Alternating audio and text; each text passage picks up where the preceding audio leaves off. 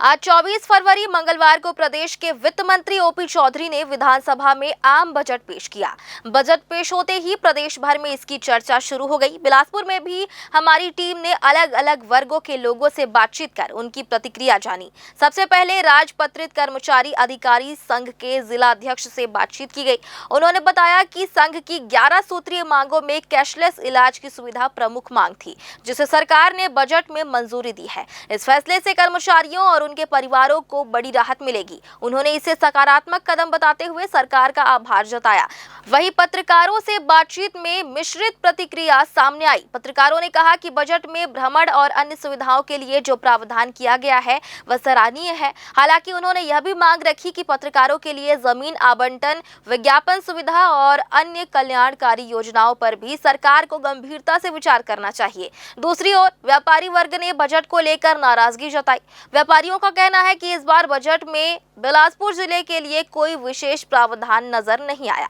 ना तो स्वास्थ्य सुविधाओं के विस्तार की स्पष्ट घोषणा हुई और ना ही शिक्षा और व्यापार को बढ़ावा देने के लिए ठोस कदम दिखाई दिए। उनका कहना है कि महंगाई और आर्थिक दबाव के दौर में लोगों को राहत देने वाला बजट होना चाहिए था। प्रदेश के इस आम बजट को लेकर बिलासपुर में मिलीजुली प्रतिक्रियाएं सामने आई है।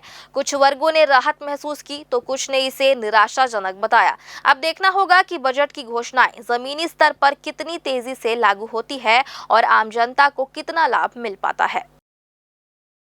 छत्तीसगढ़ का जो आज बजट आया है जी, छत्तीसगढ़ का जो आज बजट आया उसमें हम लोग की 11 सूत्री जो मांग थी उसमें से एक मांग ये भी थी कि चिकित्सा जो सुविधा दी गई कैशलेस सभी कर्मचारियों को, इससे कर्मचारी जगत में काफ़ी उत्साह है।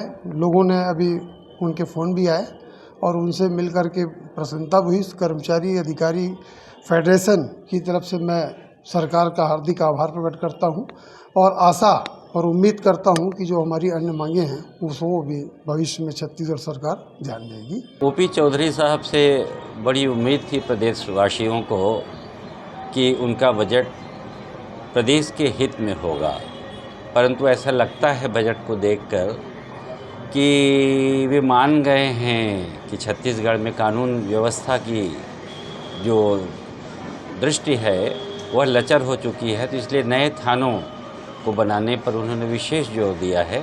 साथ ही साइबर थानों को बनाने के लिए उन्होंने विशेष जोर दिया है।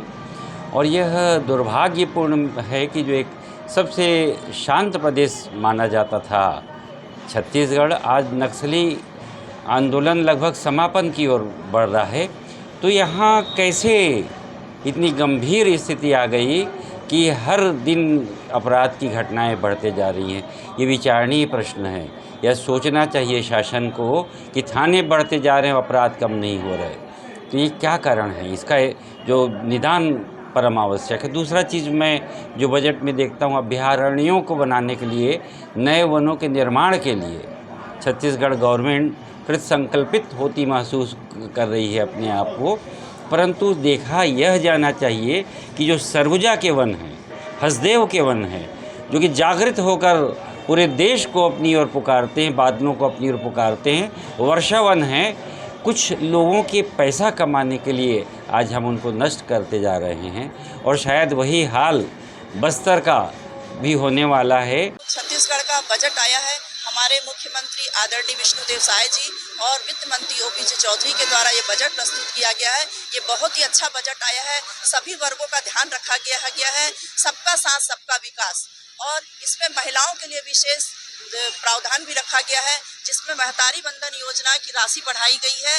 और जो महतारी बंधन योजना में आज हमारी 70 लाख महिलाएं इसका लाभ ले रही हैं, जिसमें अभी 24 किस्त उनकी खाते में प्राप्त हो चुकी है। इससे महिलाएं आत्मनिर्भर बन रही है। कुछ महिलाएं इसमें अपना रोजगार भी चला रही हैं, जैसे टिफिन का, सिलाई कढ़ाई, सब इसका लाभ उठा रही हैं। और ये महतारी सदन की भी स्थापना की जाएगी। उसी प्रकार लखपति दीदी योजना भी है महिलाओं के लिए, जिसमें आज 500 लाख महिलाएं लखपति दीदी बन चुकी है। और इसमें जो 1 लाख की राशि थी, आज उस राशि को 5 लाख की राशि बढ़ा दी गई है, जिससे महिलाएं आत्मनिर्भर बन रही है, अपना रोजगार चला रही है।